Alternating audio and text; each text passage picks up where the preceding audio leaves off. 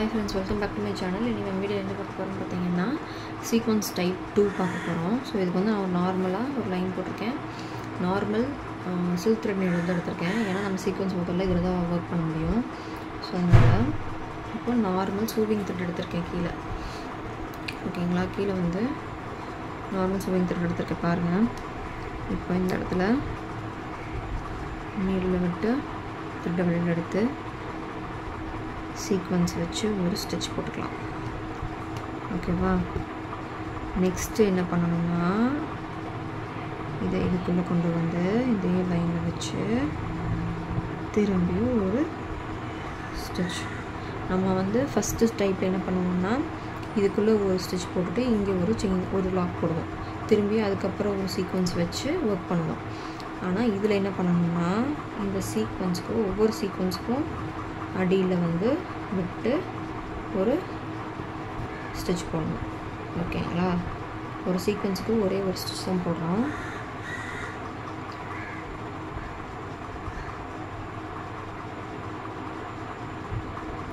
பாருங்க, உள்ள விட்டு த்ரெட் வெளியே எடுத்துக்கிறேன். மறுபடியும் உள்ள விட்டு த்ரெட் வெளியே எடுத்துக்கலாம். ஒவ்வொரு சீக்வென்ஸ்க்கும் ஒரே ஒரு ஸ்டிச்சஸ் தான் போடுறோம். அதுக்கு வந்து 2 போடுவோம், இதுக்கு 1 தான் போடுறோம். ஓகேவா? நல்லா கவனமாக பார்த்து ஒர்க் பண்ணுங்க.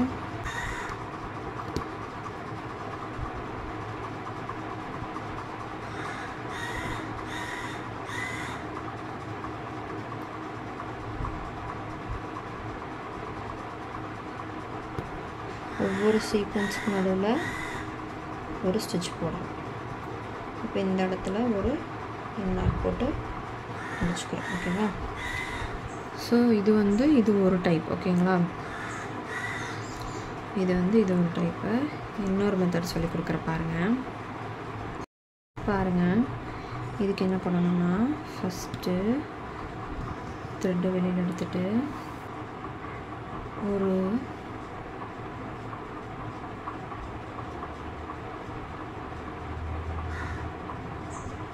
ஒரு சீக்வென்ஸையும் ஒரு சுகர் பீடையும் உள்ள நான் வந்து லோட் பண்ணியிருக்கேன். ஓகேவா?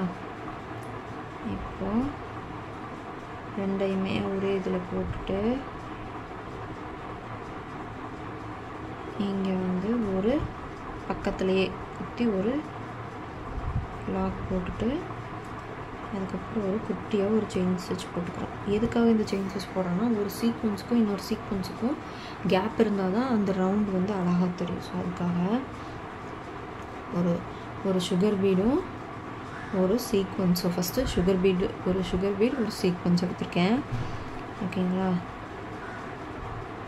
மறுபடியும் அதை லோட் பண்ணிவிட்டு ஒரு லாக் போட்டுக்கிற பக்கத்துலேயே அது பக்கத்தில் ஒரு குட்டியாக ஒரு செயின் ஸ்டிச் போட்டுக்கலாம்.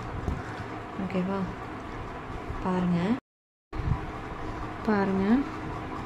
ஒரு சீக்வென்ஸு சுகர் பீடில் லோட் பண்ணதுக்கப்புறம் பக்கத்துலேயே நீங்கள் வந்து ஒரு குட்டியாக ஒரு லாக் ஸ்டிச் அப்புறம் ஒரு குட்டியாக ஒரு செயின் ஸ்டிச் போட்டுக்கணும்.